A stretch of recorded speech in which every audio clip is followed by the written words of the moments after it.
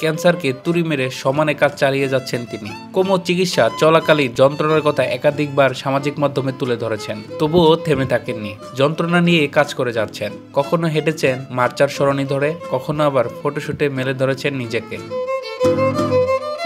সময়টা কঠিন, আর এই কঠিন পরিস্থিতিতে সর্বক্ষণ যিনি হিনার পাশে রয়েছেন তিনি অভিনেত্রীর প্রেমিক রকি জসওয়াল। প্রায় 13 বছর প্রেমের সম্পর্ক তাদের। এবার কি সেই সম্পর্কে পরিণতির দিকে এগিয়ে নিয়ে যাচ্ছেন রকি হিনা? তেমনটাই ইঙ্গিত দিলেন অভিনেত্রী।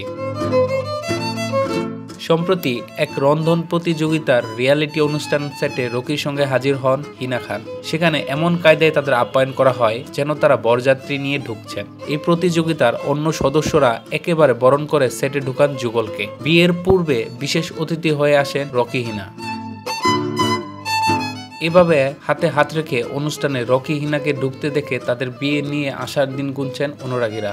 2009 সালে ইয়া রিস্তা কিয়া কেহতা হ্যায় এর সেটে দেখা রকি হিনার। এই ধারাবাহিকের প্রযোজক ছিলেন রকি। কলকাতার ব্যবসায়ী পরিবারের ছেলে রকির সঙ্গে প্রথম ধারাবাহিকেই মন নেওয়া হয় অভিনেত্রীর। তারপর থেকেই একসঙ্গে রয়েছেন তারা। 2011 সালে বিগ বসের ঘরে প্রথমবার দেখা হয় রকিকে। তারপর বিভিন্ন জায়গায় একসঙ্গে দেখা যায় দুজনকে।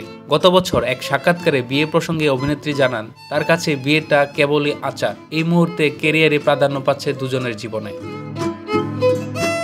আগামী 2 বছরের মধ্যে বিয়ের পরিকল্পনা রয়েছে। তবে সেই সাক্ষাৎকারের পরেই কঠিন অসুখ ধরা পড়ে হিনার, যে কারণে অভিনেত্রীর ঘনিষ্ঠজনেরা মনে করছেন অসুস্থতা নিয়ে খুব শিগগিরই প্রেমিককে বিয়ে করে ফেলবেন হিনা খান।